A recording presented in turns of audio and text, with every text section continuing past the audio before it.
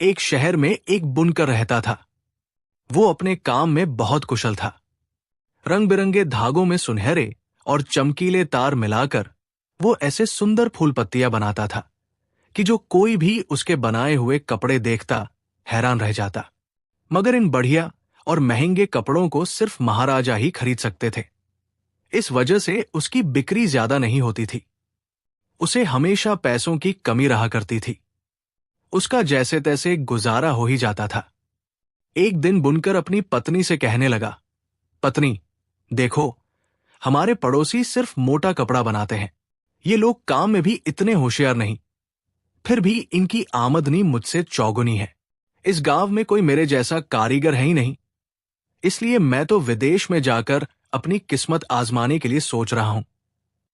शेर भूखा मर जाता है मगर घास नहीं खाता। मैं कारीगर बुनकर हूं।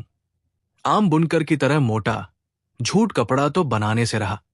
पत्नी कहने लगी, देखो, मेरी बात सुनो, विदेश जाकर भी कुछ नहीं बनेगा। जब अपने दिन अच्छे आएंगे तो काम बनने में देर नहीं लगेगी। विदेश जाकर क्या करोगे? मैं तो कहती हूं, यही रहो। बुनकर उसकी बात सुनकर बोला, तुम आलस्य की बातें करती हो। बिना मेहनत के तो कोई फल नहीं मिलता। खाने से भरी हुई थाली चाहे सामने रखी रहे, जब तक कोई हाथ से उठाकर मुंह में नहीं डालेगा, भोजन पेट में ना जाएगा। कभी तुमने आज तक सुना है?